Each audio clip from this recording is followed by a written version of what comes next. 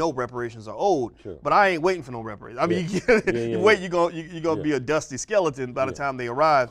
And when they do get here, you know it ain't gonna be nothing. It's gonna be watered down. You know how they do over there. You know, and so I think that's part of it. I think also, you know, kind of sort of just knowing that the family is one of your most important economic centers that you have access to. Your family really can be like a bank for you. It is a bank if it's used in the right context. What do I mean by that? Well, if you got 6 people that all sort of just want to make sure everybody's good, everybody's taken care of, which means I'm going to provide not just money when you need it, in loans to start businesses, but I'm also going to provide resources, maybe labor. You need somebody to come in and help you out the shop. Sure, I'll come in because I owe you. You're my cousin. That's what I'm supposed to do.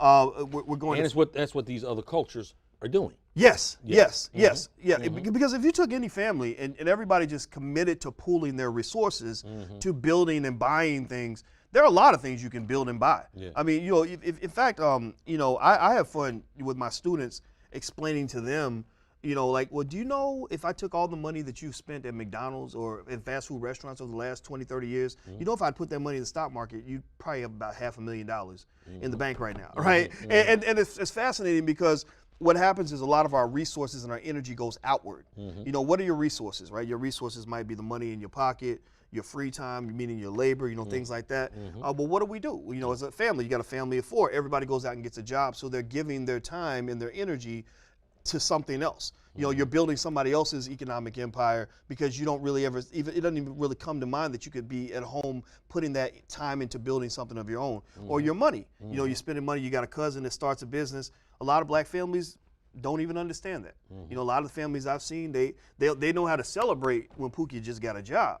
But if Pookie says, I'm trying to start a business, they kind of feel like, okay, so the business is something to hold you over until somebody wants you. Oh, Pookie can't get a job, so he got a little business. That's cute, right? But they don't really take it real seriously.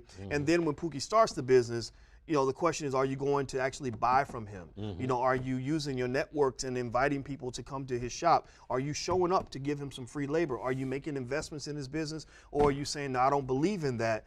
I'm going to go put money into other things. We tend to put our money in things that we believe in. Black people don't really believe in each other. Right?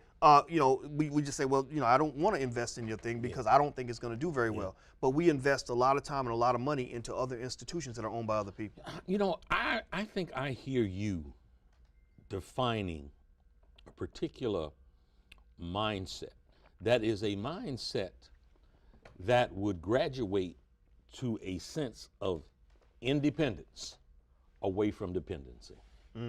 Absolutely. If anybody needs to be independent in America, it's black people. And the paradox of our struggle, you know, for freedom and everything else that we're aiming for, the paradox is that the very system that you're fighting is also the very system that you feel you have to show up to with your hand out asking them to pay your bills.